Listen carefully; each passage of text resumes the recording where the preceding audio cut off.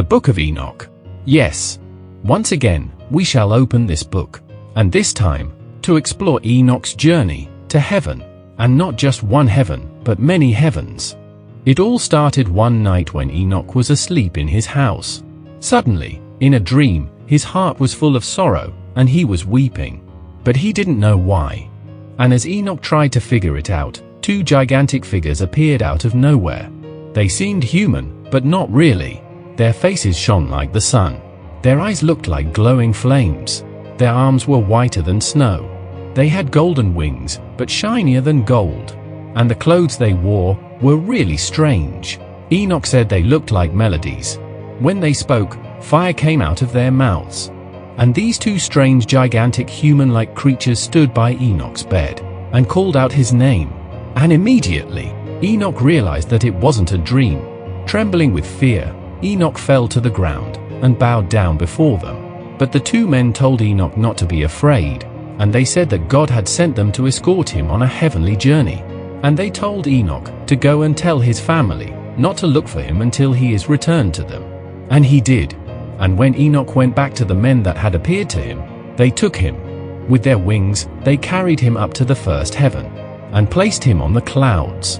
And when Enoch looked up, he saw the ether.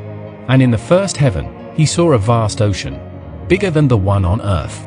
And then he was shown the elders and the rulers of the stars, and they were flying with wings. And when Enoch looked down, he saw the treasure houses of the snow, with clouds that move in and out, and there were angels that guard them. And Enoch also saw the treasure house of the Jew, and how it opens and closes. And there were also angels that guarded it. And the two men Enoch was with took him even higher, higher up to the second heaven. And in that place, there was intense darkness. And he saw imprisoned dark angels hanging, and they were weeping ceaselessly. And when Enoch asked the men he was with why these angels were being tortured, they told him that these angels had disobeyed God's commands together with their prince, who was imprisoned in the fifth heaven. And from there, Enoch was taken to the next heaven, the third heaven. And in this one, there were beautiful flowering fruit trees with beautiful fragrances. The fruits themselves were also beautiful and sweet-smelling. But among these trees, one stood out. It was different from the rest, golden and fiery in appearance, with fruits of every kind on it. Exceptionally attractive and fragrant it was. And there were 300 bright angelic beings that looked after this place in the third heaven, and continuously sang beautiful melodies to God. And they told Enoch it was prepared for those that endure persecution, and avert their eyes from evil, make righteous judgment, feed the hungry, and clothe the naked, help the orphans, and are blameless in the sight of God. And Enoch was once again transported by the two heavenly beings to the northern part of the third heaven. But it was different.